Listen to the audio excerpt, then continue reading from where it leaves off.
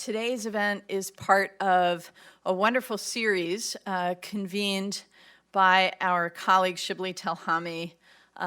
About twice a year, we do these launches of polls that Shibley does. It's the University of Maryland Critical Issues Poll, which is fielded by Nielsen Scarborough. And it's a wonderful partnership, I think, public-private partnership between the university and Nielsen and between Brookings and those organizations to bring this information to you. I want to particularly welcome Neil Schwartz from Nielsen, who's with us today. Thank you for joining us, and thank you for everything you do for this project. Those of you who have been with us before for these poll events know that Shibley has focused intently over the last several years on the attitudes of American voters toward the Middle East and toward U.S. Middle East policy across a range of topics. And over the course of the past year and a very contentious and polarized political campaign, Shibley has sought to plumb the areas where Americans are deeply polarized and those areas where they are less polarized on attitudes toward the Middle East and what that might say about the room that our political leaders have to navigate a region in turmoil and some very thorny issues. This morning's event will focus on three issues that have been front and center in the first 111 or so days of the Trump administration. The unexpected missile strikes that President Trump conducted in Syria about a month ago, the travel ban that his administration imposed immediately after taking office, and the whole question of admitting refugees to the United States, and then the broader underlying question of American attitudes toward Muslims and Islam. Shibley's going to give us an overview of his key findings this morning, and then we are very fortunate to have a great panel to discuss the issues together with Shibley. Karen DeYoung, the senior national security correspondent and associate editor at the Washington Post. Karen has been following U.S. foreign policy in this region for many years and is about to get on a plane with President Trump and go out to the region to see how he handles this stuff in person. And we are joined this morning also by my colleague Shadi Hamid, senior fellow in our project on U.S. relations with the Islamic world here at Brookings. And Shadi's written quite a bit about the interactions between the United States and Muslim-majority countries, and also more recently, the challenge of our public debate about military intervention, which has significant implications for Syria and some of the attitudes you'll see emerging from Shibley's data. Shibley himself, of course, is a non-resident senior fellow here in the Brookings Institution in our Center for Middle East Policy. I'm very proud to have him as my colleague, and he is also, of course, the Sadat Professor of Peace and Development at the University of Maryland. So I'm going to invite Shibley to take the stage, followed by our panel. Thank you.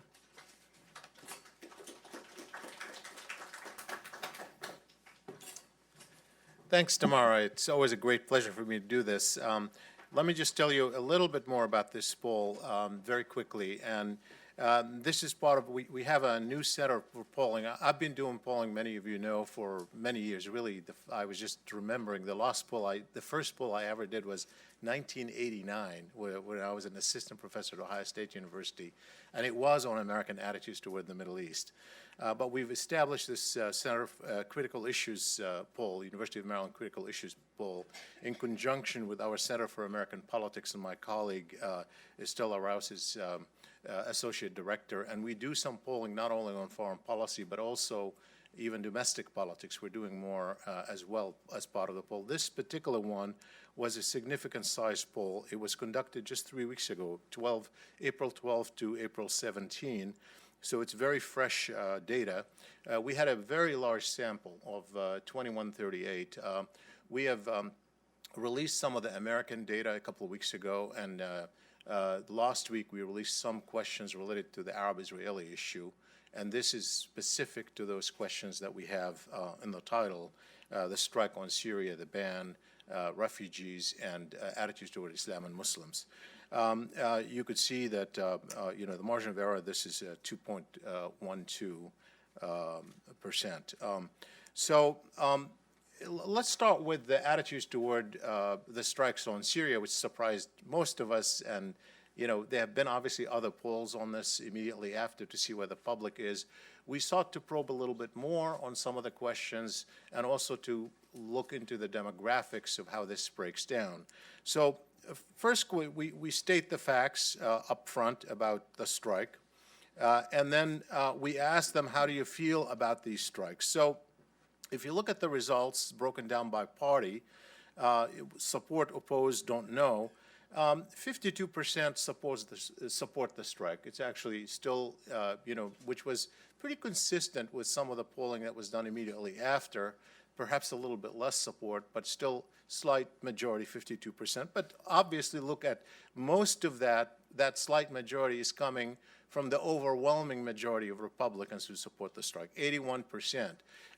Only 31% of Democrats, 34% of independents support the strike, but that overwhelming support among Republicans tips it up over 50% for the general population. So obviously very partisan, but you're still getting some support from Democrats and independents, because on most issues, the partisan divide is wider than this, and I'll show you.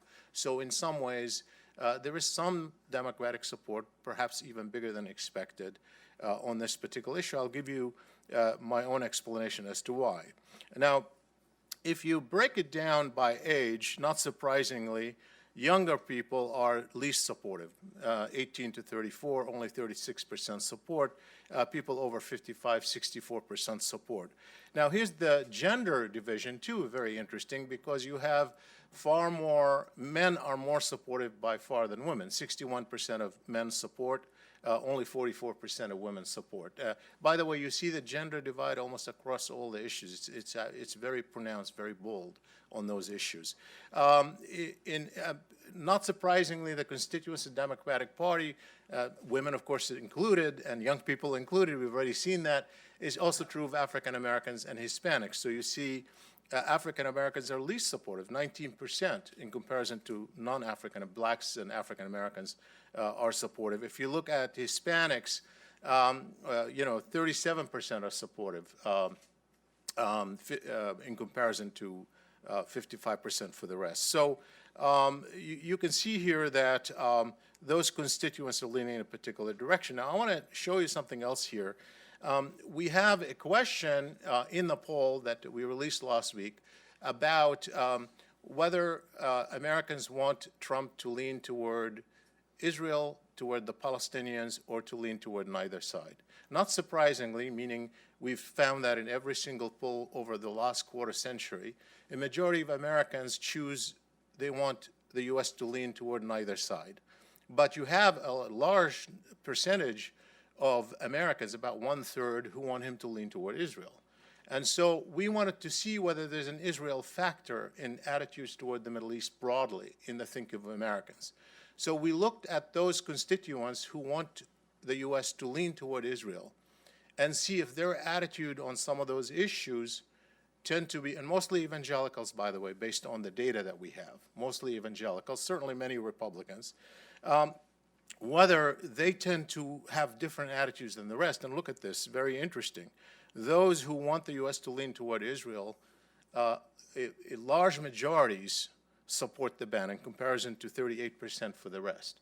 That seems to hold across party lines. We've looked at this, meaning that's true of Republicans, that's true of Democrats, that's true of independents. That is, more people who want the U.S. to lean toward Israel tend to be more supportive of the strikes than the rest of the population, regardless of party line. That's an interesting thing. And you'll see that it's actually there for multiple questions as well. Now, thinking about how Trump made his decision, how has this affected your confidence in the president's decision-making? Now, I say this because if you recall, some people said, I'm happy he did it, including some Democrats, because they want punitive against, the use of chemical weapons, but said this was impulsive decision. I don't like, the way the president is doing it, but I still support it. I mean, that was something that we heard in the discourse. It was very not unusual. So I wanted to see if people really made that nuanced differentiation. Did they make a judgment related to this based on how the president was seen to have made a decision? And so, we asked them if that decision made them more confident than before, less confident than before, or about the same level of confidence as before. And so what you find is really, plurality clearly think it didn't affect their level of confidence. Republicans, 56% said made them more confident. You expect them to lean. That's not a huge majority, by the way, in comparison to the overwhelming majority the president's getting on all these issues. But interestingly, it's also not surprising that Democrats have less confidence, 44% to 7%. Given where we are on the partisan divide. So it's always important here to watch for the independents. And the independents are breaking more closer to the Democrats on this. Still about half say it didn't affect their level of confidence, but those who say it affected their level of confidence, more have become less confident, 31%, than have become more confident, 17%. So there's a little bit of an impact. Given what you may have read or heard about the use of chemical weapons in Syria this month, which of the following is closest to your view? The question here is whether, in fact, they accept the interpretation that Assad used chemical weapons. Some people raise questions. The Russians did. Some people on the left raised the question. Certainly the Syrians did. Some Europeans raised the question. So we've had some kind of doubt thrown into this and wanted to see where the public is. Are they accepting this or not? Actually, most people, most Democrats and Republicans accept that Assad used chemical weapons, 75% of Republicans. But still, again, not the 85 type majority that we've come to expect. This is a little bit of doubt. A majority of Democrats, 66%, think that Assad actually used chemical weapons, but independents are really not as certain. More people are uncertain, 44%, than think Assad used chemical weapons. Now, I have to tell you, overall, of course, it's 66% of the American public think that Assad used chemical weapons. Now, this is important because I happen to think that, as you will see from some of the following results on this issue specifically, that I think the American public is, even those who are supporting, the 50%, half of the American public is supporting this. Partly, of course, there's support for the president, but among Democrats and independents who are supporting this strike, they're not supporting it because they think it's going to make Syria better, but more because of the punitive, it's about time we hit him for use of chemical weapons. And you'll see that in the following thing, and this is important to keep in mind because look at this. So when you ask them, how do you think the strike on Syria will affect the prospects of ending the violence in Syria, what do you have here? Well, it'll have no impact, 51%. It'll make it more likely. 20% will make it less likely to end the violence, 27%. So more people actually think it's going to make it less likely than more likely. And about half think it's not going to make a difference. So clearly, that's not what's swaying their decision. They think it's going to help end the violence. The same thing is, how do you believe the strike on a Syrian airbase will affect the level of American military involvement in Syria? And you know that Americans are very skeptical about increased involvement in Syria, certainly about sending ground forces to Syria. So how do they feel? Does this make it less likely that America will get more involved or more likely that America will get involved? Well, look at this. 63% of Americans think it's actually going to make it more likely that America will get involved. And that's one issue over which Democrats and Republicans and independents agree. You get a majority of all three, to varying degrees, think that it's going to actually draw us more in. And that can't possibly be the reason why they're supporting the attack. And similarly, about Assad himself, because presumably this was a deterrence kind of attack, at least portrayed that way. You're punishing him, and therefore he's less likely to do it again. So the question here is this strike going to make Assad less aggressive or more aggressive in hitting his opposition? What do they think? Well, look at this. I mean, a plurality think it's going to make it more likely he's going to be more aggressive, 44%. A majority of Democrats, Republicans are divided.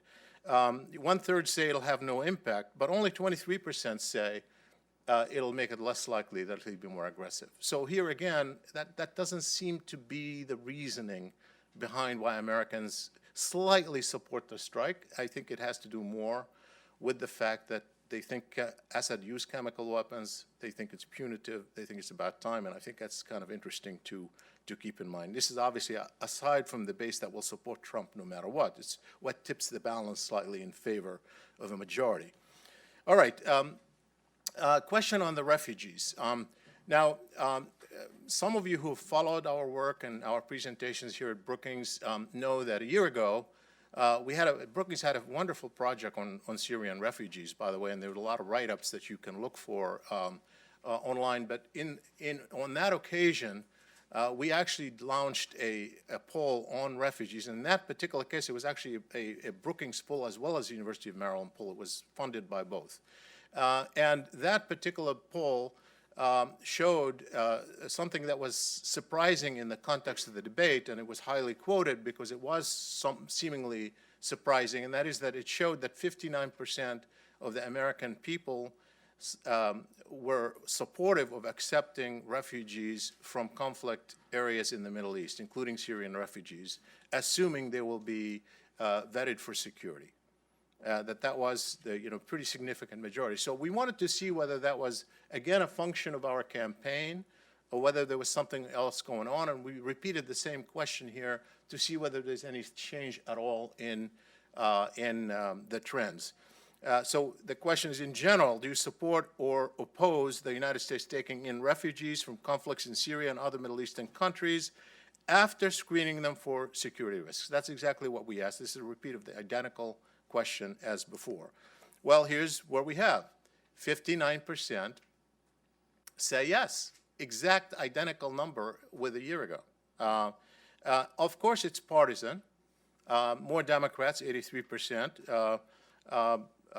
Independents somewhat divided, slightly more support. And Republicans are divided, but not, as much as is typical in the polarized environment when you compare it with other issues. They're still more opposed than they're supportive. Again, not surprisingly, when you look at the demographics, young people, particularly 18 to 34, are more supportive of accepting refugees. But interestingly, people above 55 are also somewhat supportive. It's that middle group that is a little bit less supportive. And in the case of the gender, again, look at this, 63% of women supportive compared to 55% of men. Again, a gender factor that is very, very pronounced. African Americans, again, more supportive, slightly, not by a huge difference, but some more. The same thing holds with Hispanics, more supportive.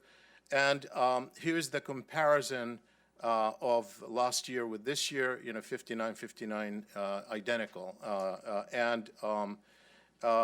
In general, do you support or oppose the refugees? Looking at it, the divide by party, the differences even across party lines from last year are small, not very big. And now, what about the Israel factor that I talked about earlier? Are people who want the U.S. to lean toward Israel more supportive or less supportive of refugees? And look at that big gap. Only 40% of that group want to take in refugees from Middle Eastern conflict, and that holds across party lines again. This is not just Republicans. This is true of Republicans, Democrats, and independents to varying degrees, obviously. But that trend holds across party line. Again, remember, a good part of that is evangelicals. American views of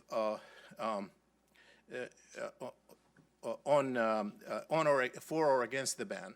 Now, the travel ban, many of you know, of course, has been debated. Obviously, the courts have suspended it for now. And one of the issues, of course, is whether Americans support or oppose it, but also whether, in fact, they think it's a Muslim ban or not.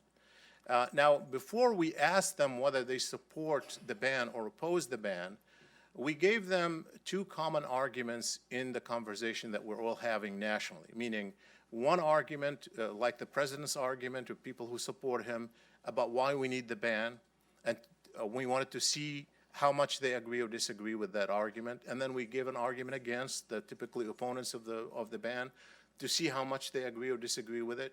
And then after we air both arguments and have them give their answers about agreeing or disagreeing with it, then we ask the bottom line question, which is, now that you've heard both arguments and thought about it, where do you stand? Do you support it or do you oppose it? That's the way we go with this. This is typical of some of the experimentation that we do along the line. And by the way, it's not uncommon that you're going to have people agree with the for arguments and the against arguments, because we all have dissonance. And in this particular one, about 15% of the American population agree with both arguments. About 300 people or so agree with both arguments. So that's not uncommon. That is typical of most of these complicated issues, because we all sometimes are divided within our own self. So you expect that to show up in the way people think out loud about these issues. Not surprising at all. So we describe the ban, and then we give them an argument for, which goes something like, the executive order is necessary to ensure the safety of all Americans. The government has a responsibility to ensure that nobody entering the country is coming here to do us harm.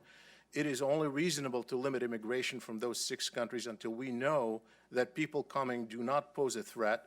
While it may be true that many who do not pose a threat will be kept out in the process, our top priority must be reducing the threat to American citizens by keeping potential terrorists out. That's sort of the argument for the ban. And then, so look at how what people think of this.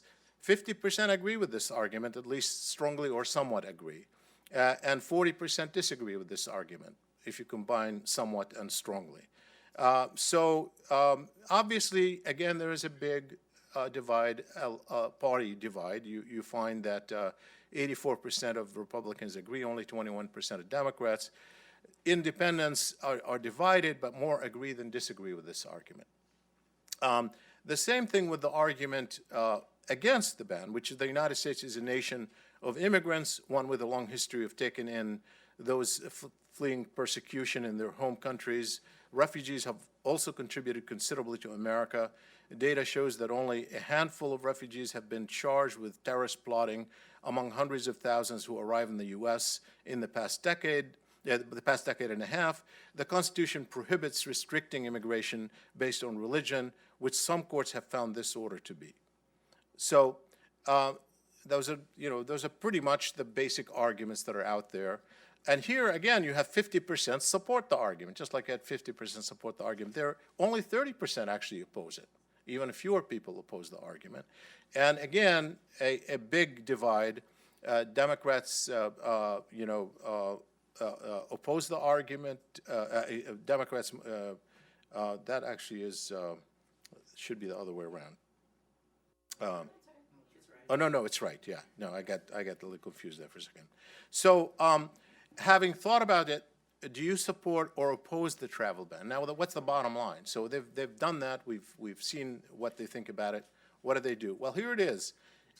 This is actually, I want you to stare at this, to stare at it as much as you could, because it is the most polarized slide I have seen so far. There's a lot of polarization slides. I mean, we've seen them.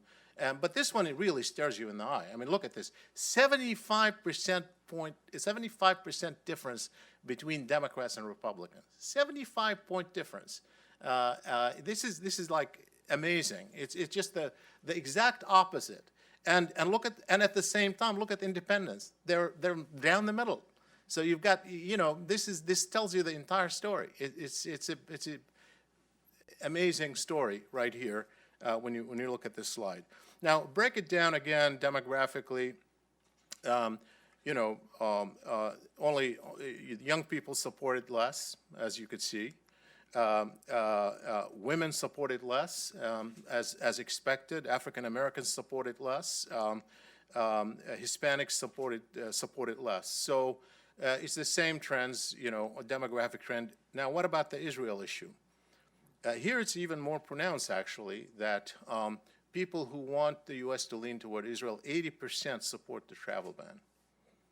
It's even higher. It's certainly higher than the rest of the population, but I'm not sure. Let me see if it's even higher than the Republicans. No, the Republicans, you got 88%. But remember, this is not only about Republicans, because this includes Democrats and independents, because this holds across party line. So, in your opinion, is this ban principally intended to keep Muslims out of the U.S.? Okay, so this is one of the questions, obviously, that we have. Well, American people say, yes, it's a Muslim ban. 56% say it's a Muslim ban, and 43% say it's not a Muslim ban. It's a, you know, it's a good majority. It's not a huge majority, but it's a good majority across the American line. Now, if you look at, again, you have, of course, a big divide. 86% of Democrats say yes, and 77% of Republicans say no. So there's another huge polarization. But here, interestingly, independents fall more on the side of Democrats. A majority of independents say it is a Muslim ban. Only 41% say it's not. They're really roughly the same as the average American population right here, and that's interesting. Now, one question we have dealt with is, initially, as you recall, there was some wording related to giving advantages to Christian immigrants into the U.S. This is not about the travel ban per se, but related to the travel ban.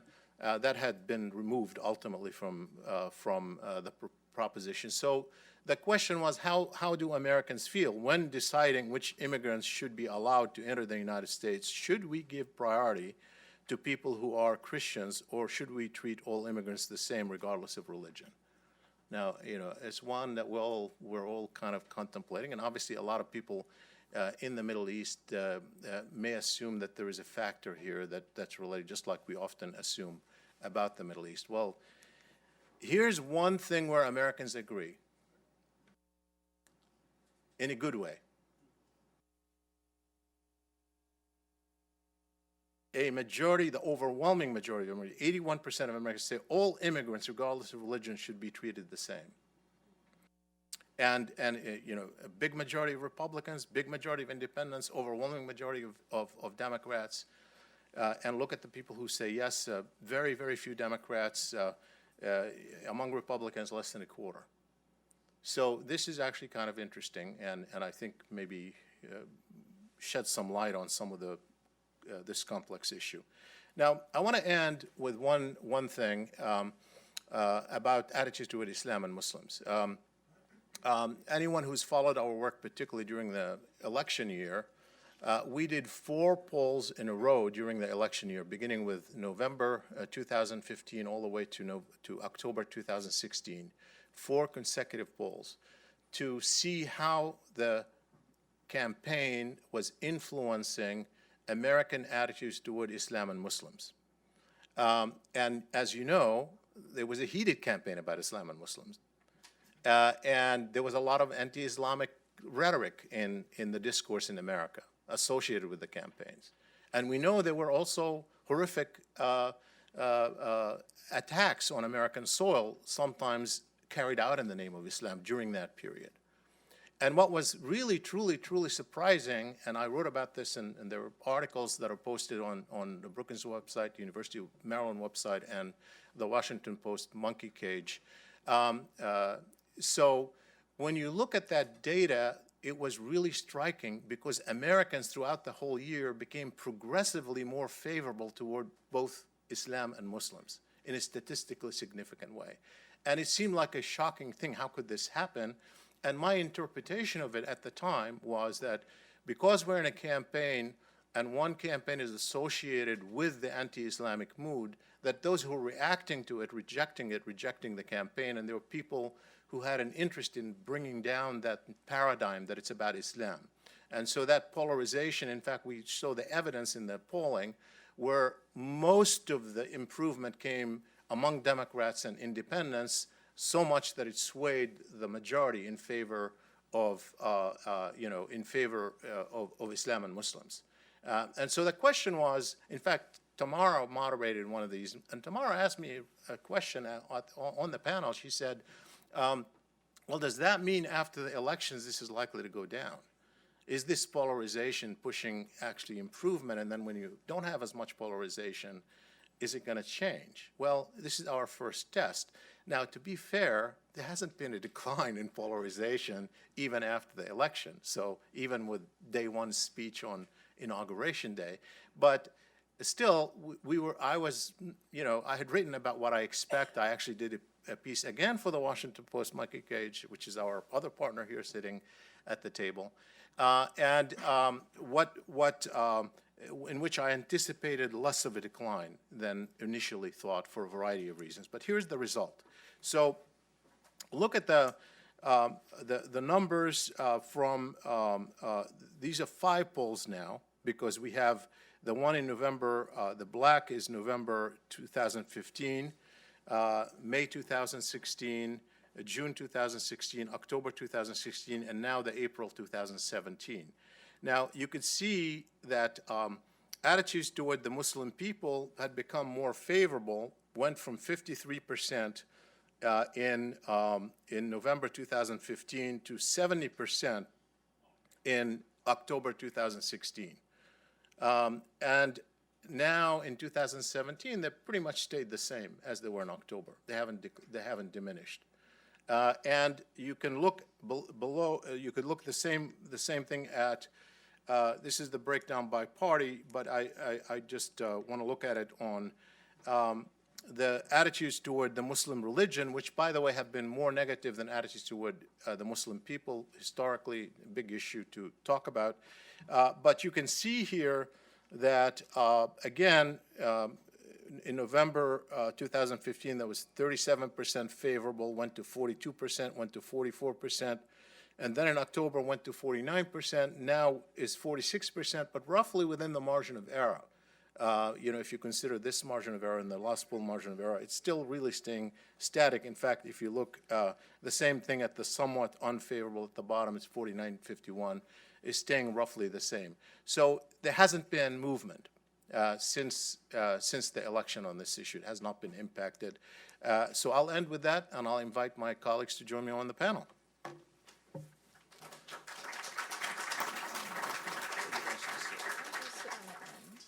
And I'm going to sit on this end. Whoops. Where do you want to sit?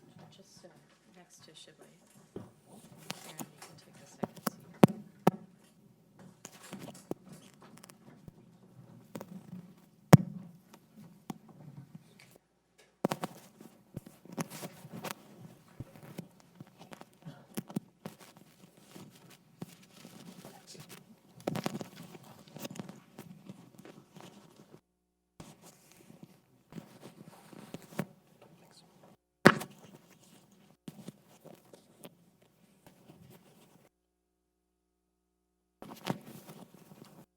Okay. Good. Can everyone hear me? Wonderful. Okay, well, Shibley, thank you. That was fascinating, in places contradictory, in places hopeful, and in places deeply depressing. So I hope that over the course of this conversation, we'll be able to probe each of those. But I think one of the themes that has run through this series of polls, and particularly over the last year as we've been through this incredibly divisive election, is in fact the theme of polarization. And as I was going through the findings, I was very struck, therefore, by the areas where Americans seemed less polarized. And I think there are some cautionary notes in there for American political leaders. But maybe also some areas of hope as we think about our public discussion of these issues. So maybe let's start with one of the cautionary notes, which I think relates to the American role in the Middle East and the question of military intervention. We are sitting here at a moment when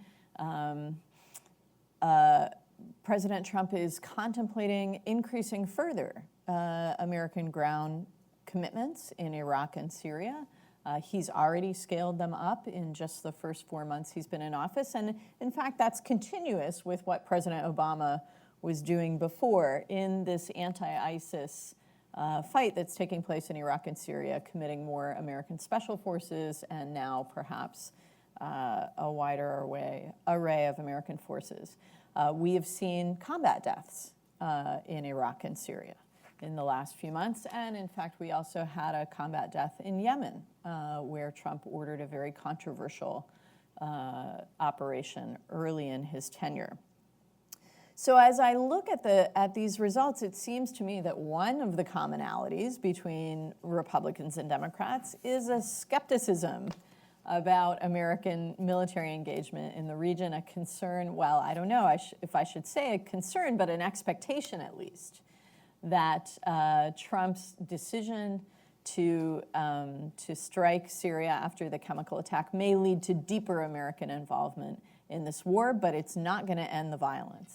I'm reminded of an earlier poll of yours, Shibley, where you asked people what they expected the anti-ISIS fight would bring.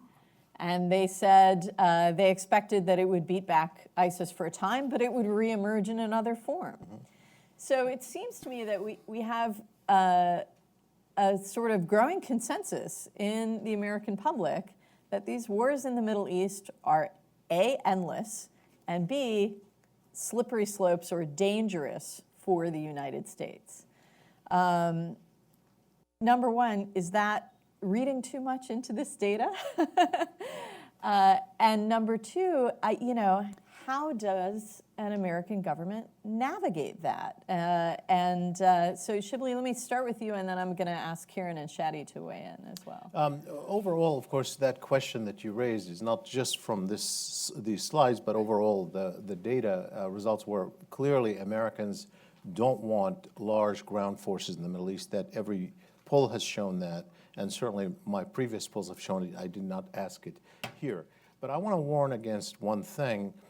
I think when you are in a polarized political environment like this, where politics is identity politics, you are going to drag a lot of people with you by virtue of that divide alone, as we've seen here. Where people may think it's not going to have an impact on what happens in Syria, but they'll still support the president for it. Identity politics is trumping. We see how partisan the divide is. That's number one. Number two, there is a war of narratives. And it's always about not facts, but how you interpret the facts. And so we have seen this, right? We even see the fake news argument in the discourse. But even when there's no fake news argument, it's all about who's doing the interpretation. And so who are the people who have the hegemonic role in their communities to interpret the facts about intervention, about what it's going to lead to, about whether in fact it is, is it a special op or is it really we're sending ground forces to Syria? You see the pictures of the tanks. You can call them ground ops or do you call them we're on the slippery slope? So I caution because I think that to this day, because of this identity politics and the deep divide in America and the fight for what America is that seems to trump everything else. Now, obviously, in between, that leaves you with that independent category about where it's going to sway. So far, it's swaying more toward the Democrats. What's helping Trump overcome that is an overwhelming support from the base to this day. And people say, if it stays over 80% or 85%, he's okay because he can overcome some of the divide that, some of the negative, as long as he gets only, 31% among the Democrats supporting the strike in Syria is enough for him. 34% of independents supporting the strike in Syria is enough for him to put it over the 52. So the question is whether the fear about the cost of intervention, in fact, as we go in and there are more casualties, will overcome this, interpretation that is going to come for political reasons.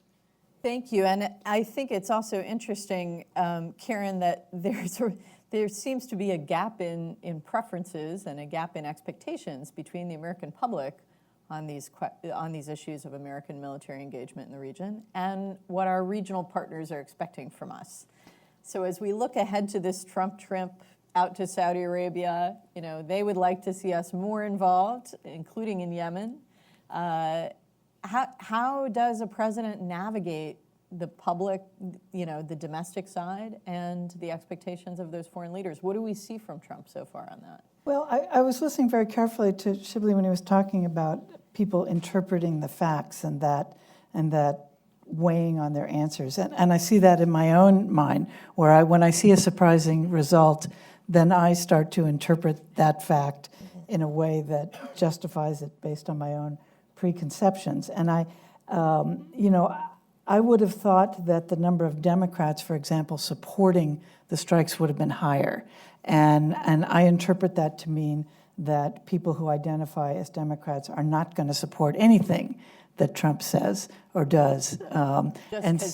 Just because it's him. Because the strikes are, I think everybody shared the horror at the chemical attacks. There were no casualties. It was a show of strength. I think a lot of people were sort of fed up with the Obama administration's equivocation and kind of dithering on the whole question of Syria. So I would have thought that the number of Democrats would be higher. So then you go to the question of the decision and how much confidence people have in Trump's decision-making abilities and how he made this specific decision. And here's where my respect for the American people rises, because people said, no, they don't, this is not going to change anything. Yes, they think no matter what they think, it's going to draw the United States in more. And they just don't have much confidence. And this is something where the Republican figures were higher than I would have anticipated them being. So I think that, the question is the administration read this poll, and does it comport with polls that they've done themselves, and to what extent does that influence their decisions? I suspect that it will influence their decisions very little. I think that, the president is about to go off for a trip that will begin with 3 days of meetings in Saudi Arabia, not only with the Saudis, but with all the members of the Gulf Cooperation Council, and then with a much larger group of Muslim-majority nations, the list of which we don't know yet. I think it's But we know the Pakistanis, the Yes. Jordanians, the Moroccans, the Egyptians, at least. Right. And so I think that there will be pressure there for greater involvement, particularly in Syria. And you could get a little glimpse of this in the meetings yesterday with Russian Foreign Minister Lavrov's visit and what he said about what he thought the Americans were going to do, and the administration itself being pretty quiet because I don't think they want to show their hand yet, and they haven't finished their decision-making process yet. But again, I think that what's really interesting about these figures is that when it comes to a question that means support for an action of Trump, you see this very strong divide, and support for a rationale that Trump has given, for example, for the travel ban. When it comes to questions where Americans sort of self-identify, what, me, have a religious bias? Of course not. And that's where I think you see this sort of dissonance, where I'm not sure people are being necessarily completely honest. But in the question on Syria, that's my bias, I think they are being honest. Okay, so I want to come back to those questions about how Americans see themselves and how they, feel about religious equality and so on. But let's stay on Syria for just a minute. Shadi, you've written quite a bit recently about, over the last year or so really, about whether President Obama overlearned the lessons of Iraq and Afghanistan and taking this sort of hands-off approach to Syria, you've made arguments on behalf of a more assertive American role in trying to end this conflict. The American people are pretty skeptical of that pathway.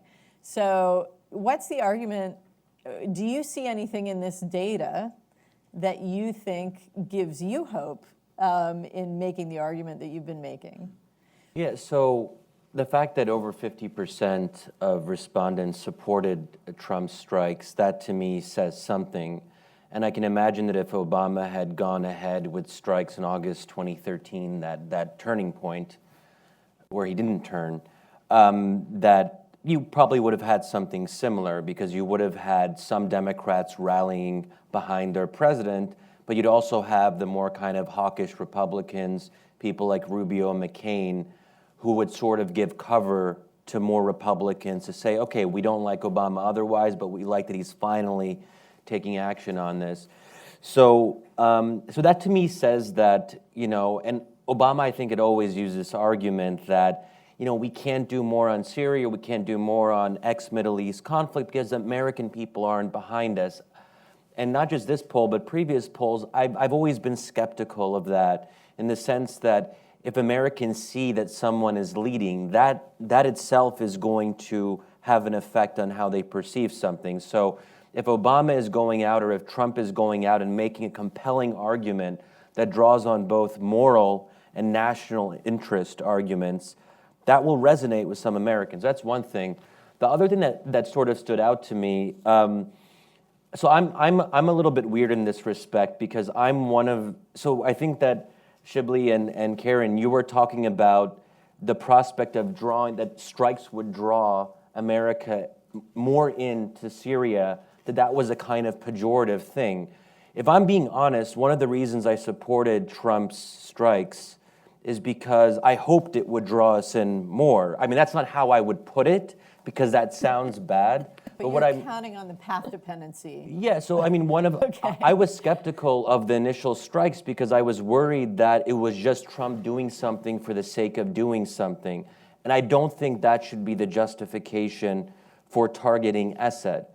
We should do something because it's tied to a broader strategy that satisfies America's short and long-term objectives. It shouldn't just be a one-off punitive strike, because that's not actually going to shift Assad's behavior. My hope was and still is, and I'm not talking about ground troops, and I always worry that when we hear the language drawing us more in, we automatically think Iraq-style invasion.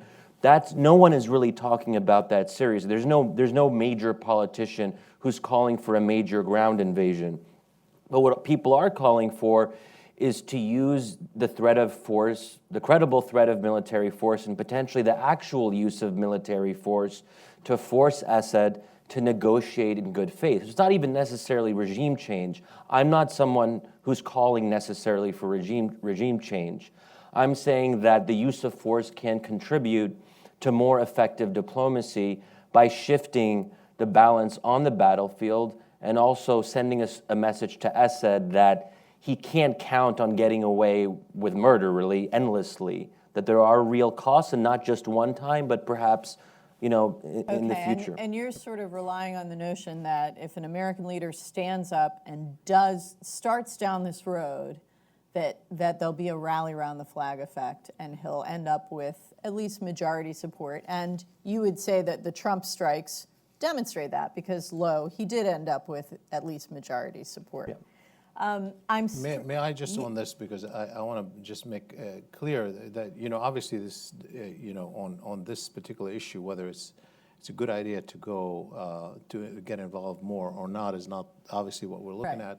at. But you could see at Brookings, we have people who are fellows at Brookings have different views on this, and I certainly have not. I don't believe that we have a strategy that is a military strategy with increased involvement in Syria. Now, you could maybe it was debatable initially when this crisis started, but at this point where we are now, I do not believe that we have a military path to improving even our leverage with Russia per se. I don't believe it. So I mean, I respect that you have, and this is a difference of opinion we all have. But whether the public sees it that way or not, whether the public thinks that this is a good thing or not, that is, when they say, I think it's going to be more involvement, I think that's not what they're seeing. Because when you look at the confidence level, I mean, Shadi, you may want an American policy that is more robust or more aggressive or more human rights driven. We all do in some ways. But when you're looking at who's doing the decision making or what you are interpreting the president to be attempting to do, what the public sees it certainly isn't increasing their confidence in the president's decision making. And so I would assume that even if they had wanted it, certainly Democrats and independents, even if they had wanted it, I don't think they have much faith that it could be done well or effectively or for the right reasons. And that is a problem why I think you're going to still see the opposition. Thank you. So let me turn now to some of the attitudes toward religion, toward Muslims and Islam, and how that relates to the travel ban. I think, Karen, you made a very interesting point earlier that sometimes people answer these poll questions in an aspirational manner. That they say, well, of course I don't believe in discriminating according to religion, and that's what produces a result like 81% saying all immigrants should be treated the same. But what struck me in this data is that the attitudes toward Muslims and Islam have stagnated, that we saw this slight improvement over the course of the political campaign in positive attitudes, and then it seems to have stagnated. And when I put that together with is the travel ban a Muslim ban result, which is so split by party, and I think about the way these issues have been discussed, priority for Christian versus Muslim refugees, the safety or security issues, the question of do we say the words radical Islam. These are questions on which we've seen sharp partisan arguments over the last year and sharp partisan divides in the polling data. So I guess my question, Shibley, is, are American views of Muslims becoming captive to party ID? Is it now simply a function of, or increasingly a function of party ID, and we're not going to be able to have a substantive conversation about Muslims in America? That's a really good question. And I think that if you look at it in terms of the substantial bump in favorable attitudes over the past year and a half, you would have to say that the bump really had to do mostly with our politics and identity politics, where people associated with one paradigm and the other, for sure. Because there's nothing was out there that could have given this kind of rapid rise. There's nothing out there. In fact, if anything, it would have taken it down because of the events. So, yes, in the short term, but in the long term, no. And here's why.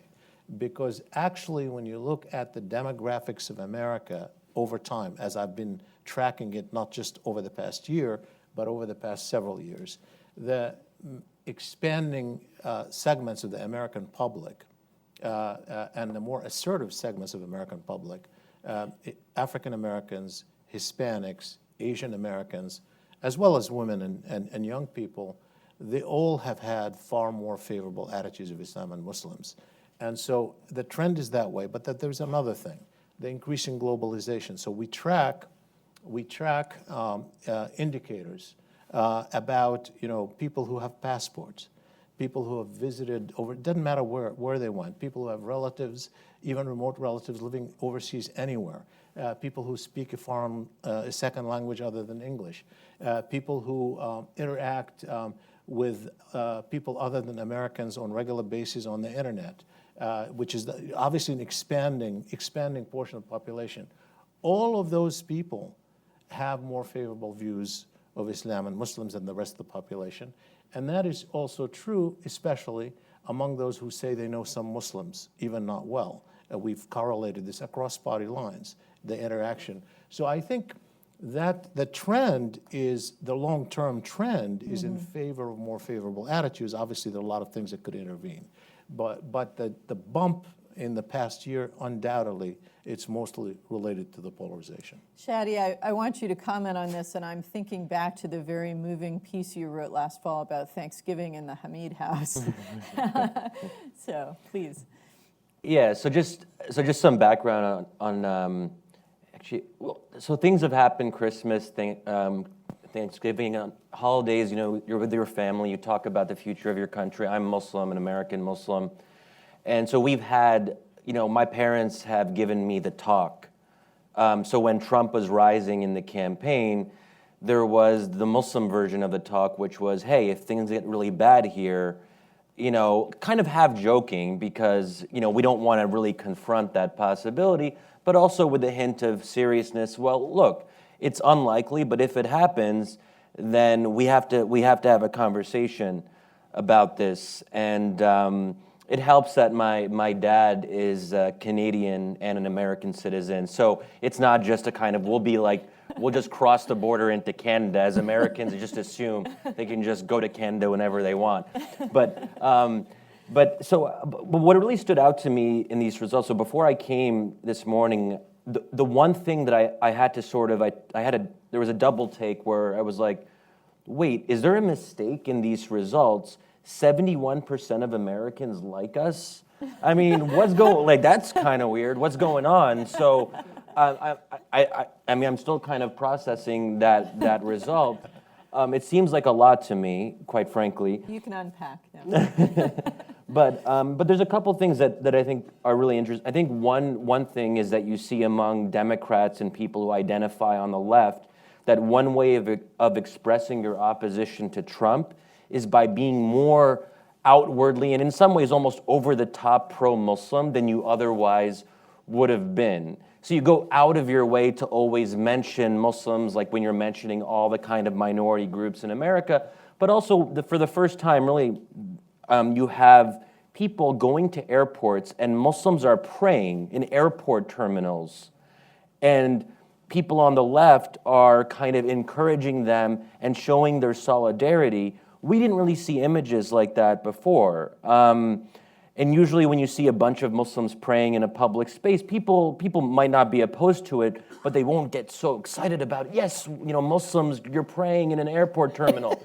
So I think that's an interesting development. And, you know, it's encouraging, but I worry again that it just kind of falls along partisan lines, that it's not so much that you actually like Muslims more or are more open to Islam as a religion, but it's a way to, it's virtue signaling, as it's called now.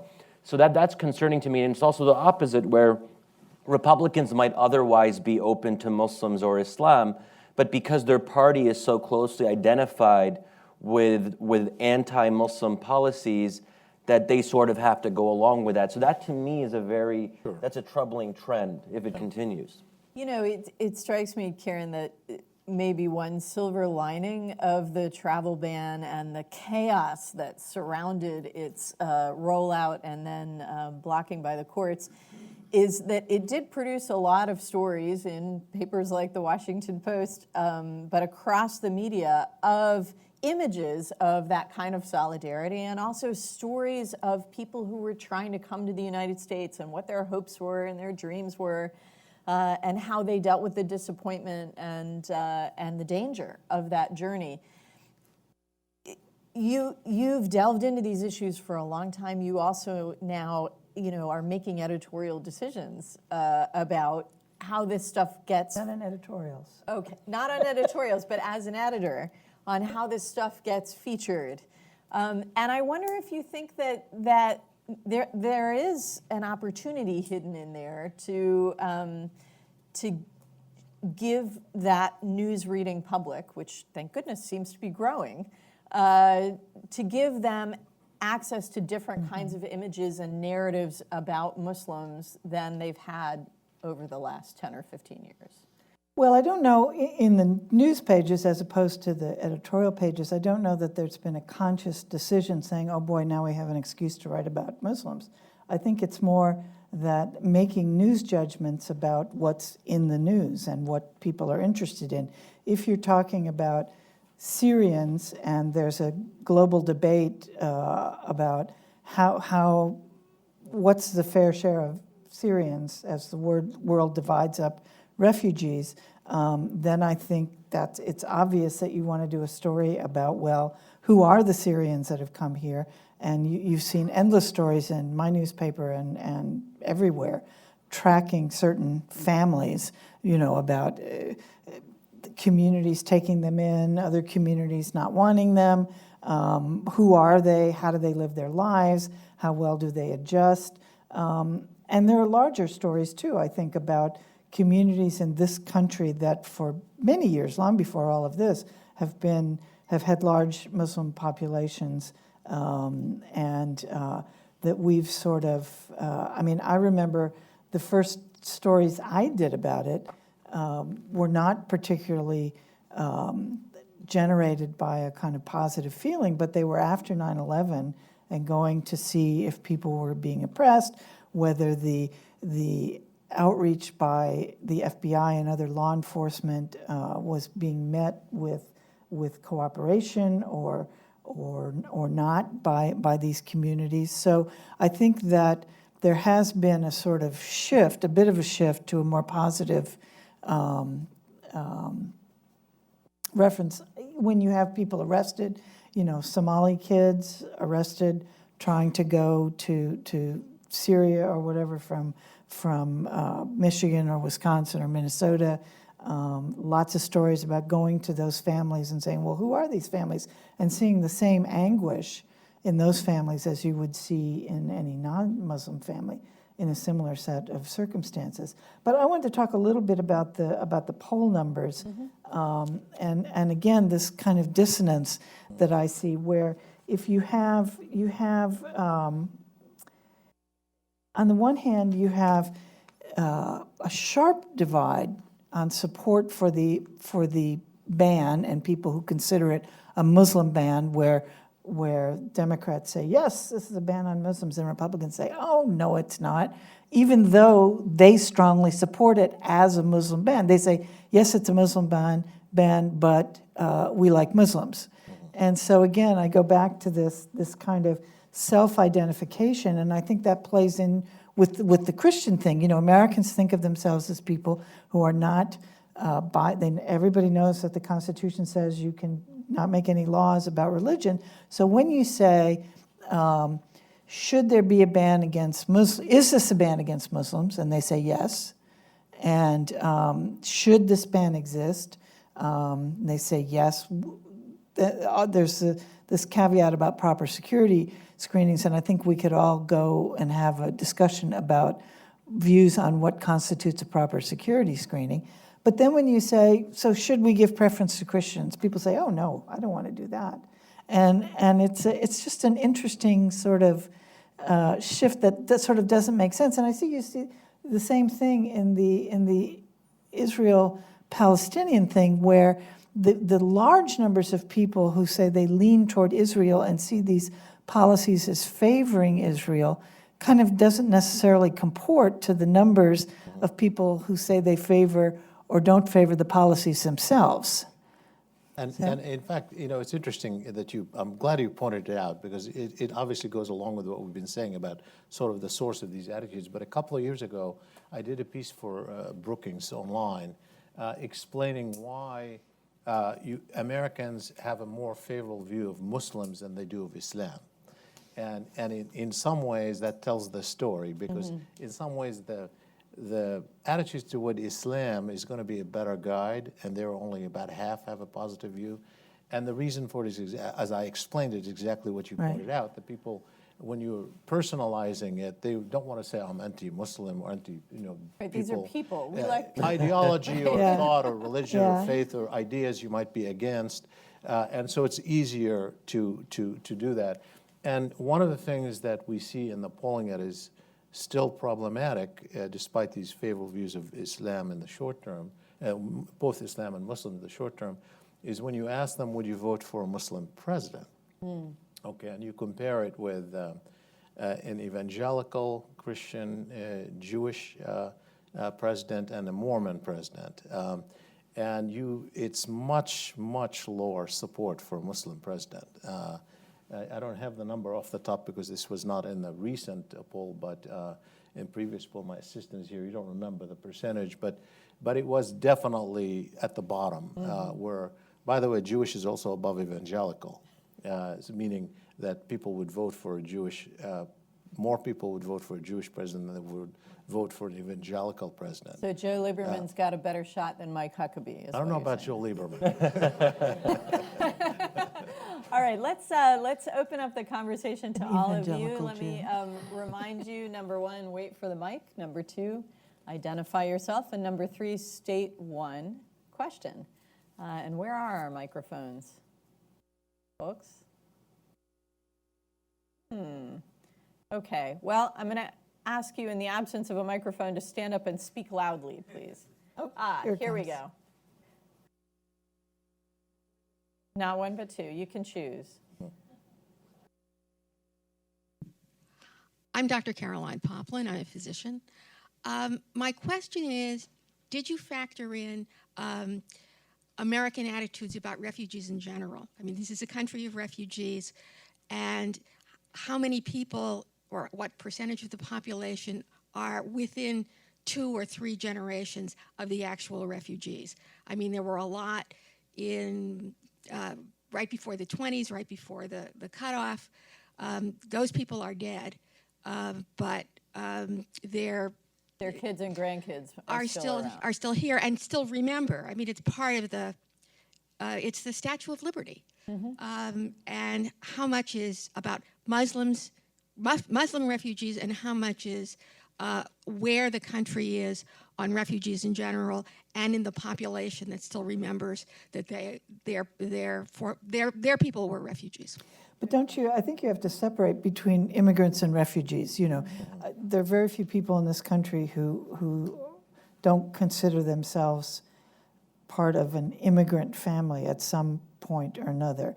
I would just to build on your question, ask whether there is a difference between thinking of the United States as an immigrant country and thinking of it as a compassionate country that has to help people in immediate need as part of the global community, no matter where they're from. I mean, let's not forget, too, that, I mean, Donald Trump is a child of not immigrants, but one immigrant, his mom, right? I mean, and Ted Cruz and Marco Rubio. So the Republican candidates... To mention his wife. Oh, yeah, right. So the Republican candidates all have very close relationships with immigrants. So I think, but, yeah.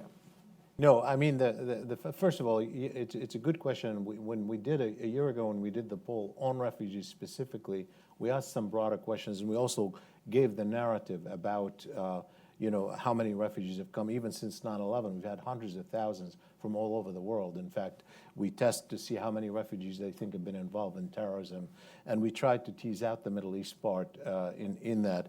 But I think Karen's point is really important, because a lot of people confuse refugees and immigrants.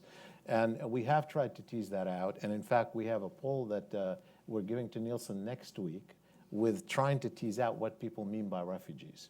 And in fact, one of my students was assigned, graduate student, was just working specifically on trying to figure out what the term refugee evokes in people's mind, including immigrant or expatriate or different kind of language. So we're trying to tease that out.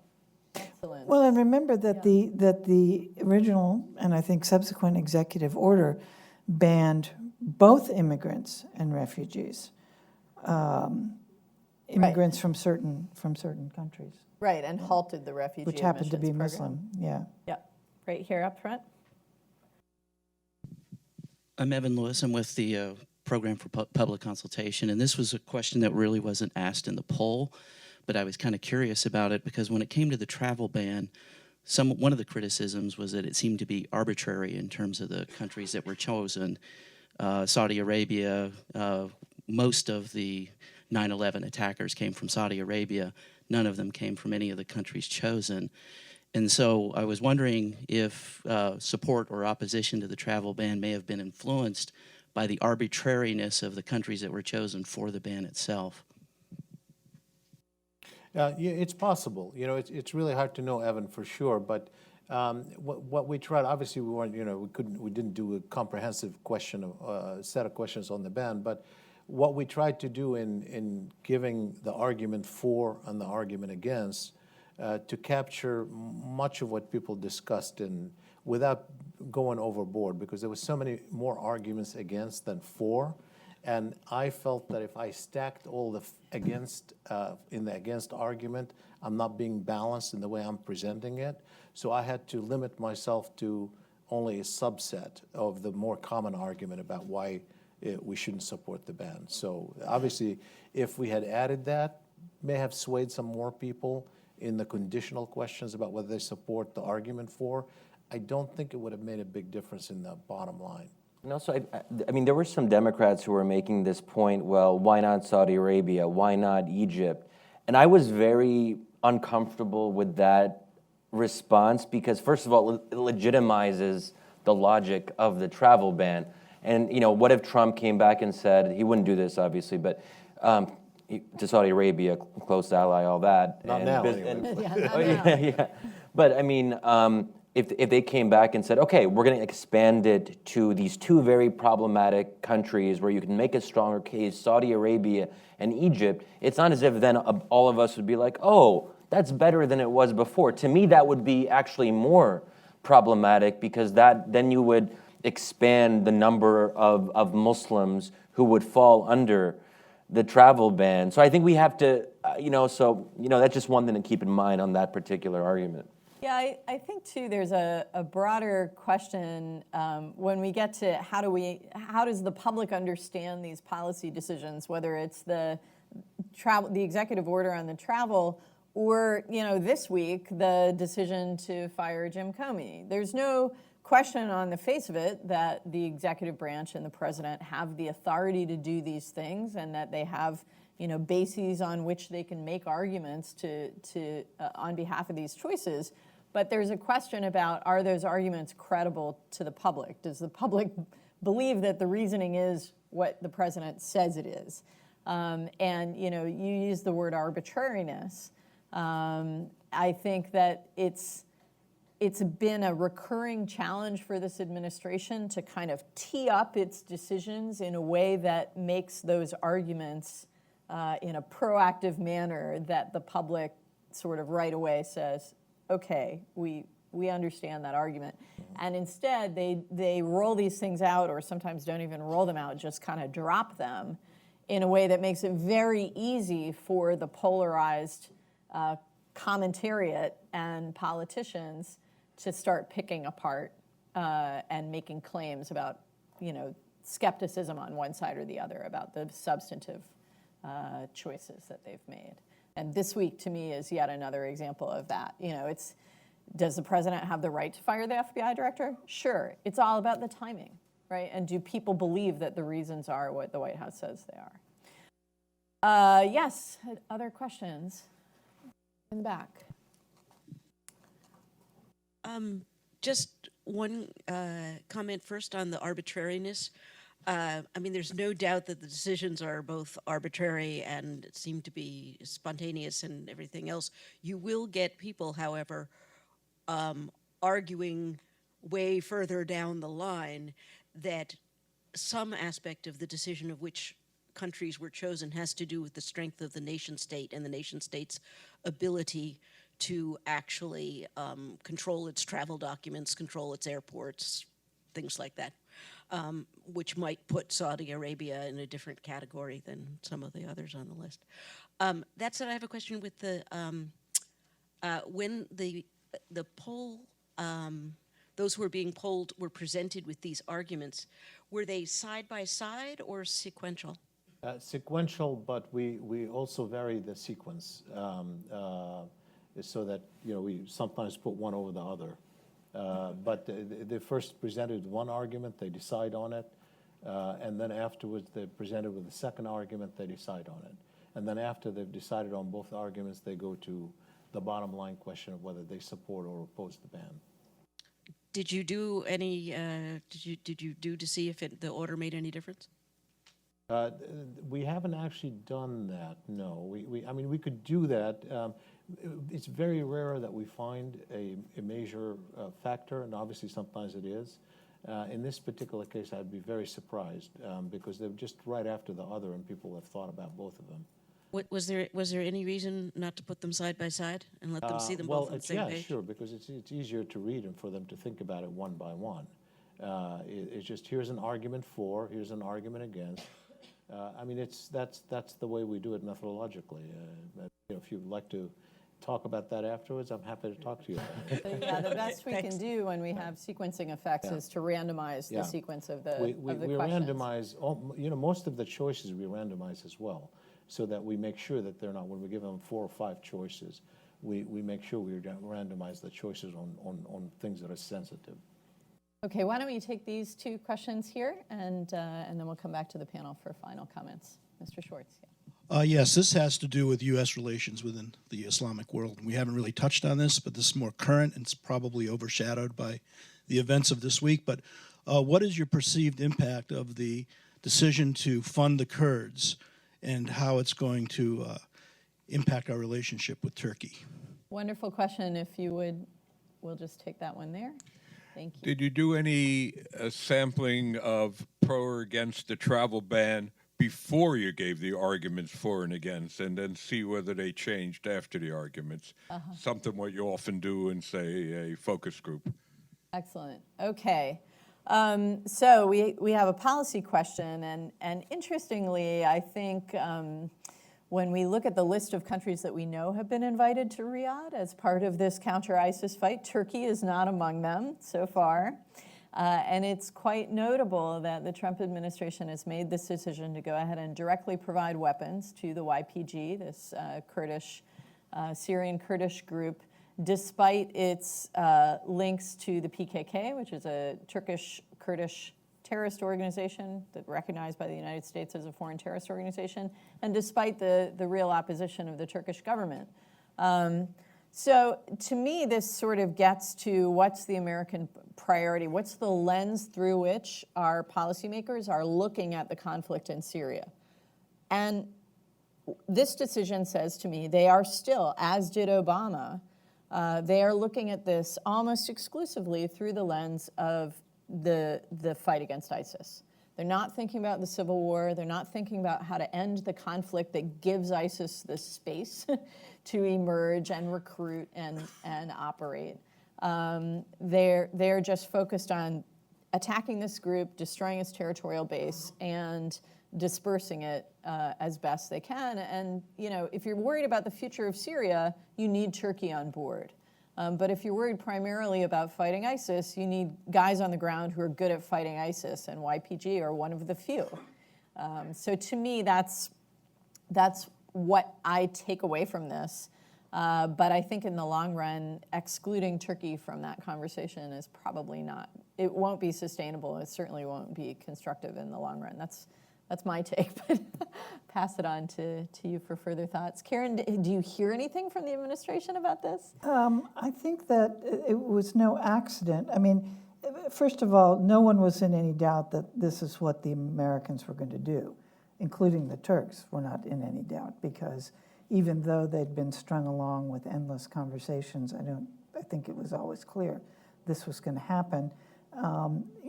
President Erdogan is going to be here next week. He's going to be here on Tuesday and have a White House meeting with President Trump. And I think they wanted to get that on the record before he got here so that the meeting itself would not look like a clash. The Turks, their public response has been predictable. The president, the prime minister have all come out and said this is unacceptable, this is a terrible decision. Doesn't the United States understand? They're being snookered by these people.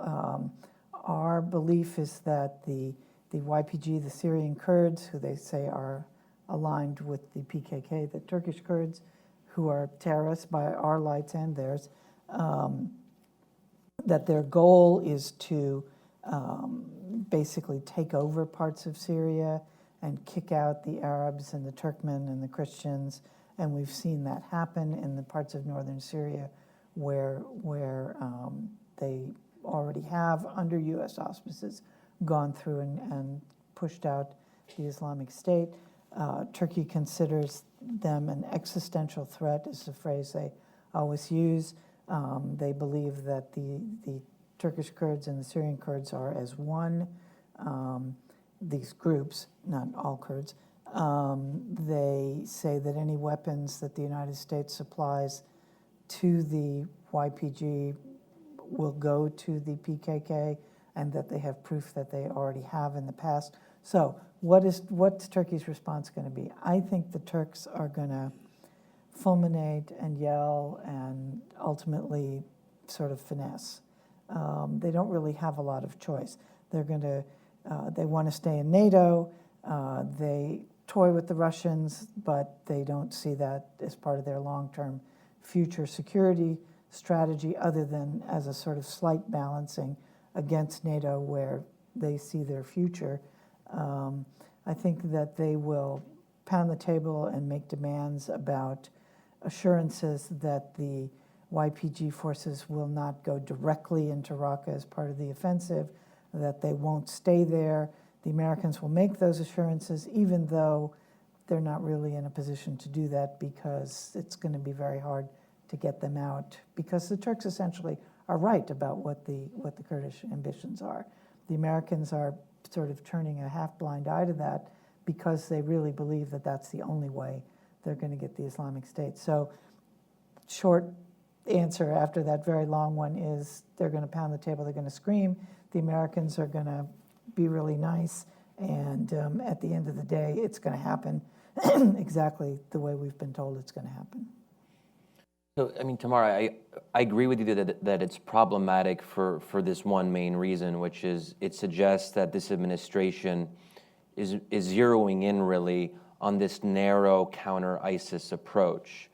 And there's a lack of a broader strategic vision that looks at things like governance deficits and legitimacy and state collapse and so on. So that to me is what's troubling about it. That said, I think it's tough to talk about this sometimes because there isn't a Trump policy. There are like 4 simultaneous foreign policies that are competing with each other at any given time. So it's like amazing to me.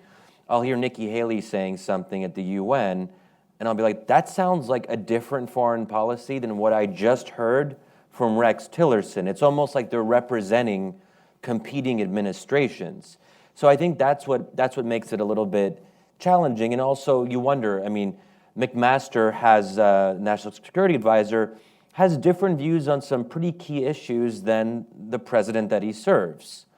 So for example, on radical Islamic terrorism. And it's remarkable to me that the top national security official would have a fundamentally different view on what was an overarching campaign plank of this kind of obsession with radical Islam, radical Islamic terrorism. So that to me suggests that when we're looking at this administration, we have to always keep in mind that the way we analyze, we can't analyze the way we analyzed under President Obama, where Obama, for all the criticisms we might have had, he had a very particular view of the world, and he was the one who was ultimately driving it. You know, we don't quite have that luxury in this case.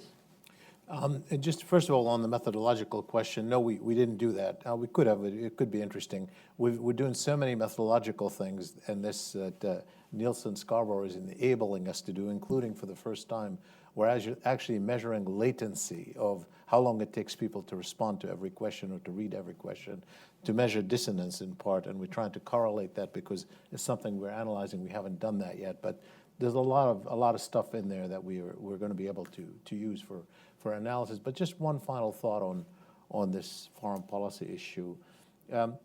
I think strategically it really doesn't change much. In all honesty, the Turks are going to do what the Turks can do versus the Kurds. The U.S. is not going to stop them. How much support we give the Kurds isn't going to impact the relative power vis-a-vis Turkey in the end if they're going to be confrontation.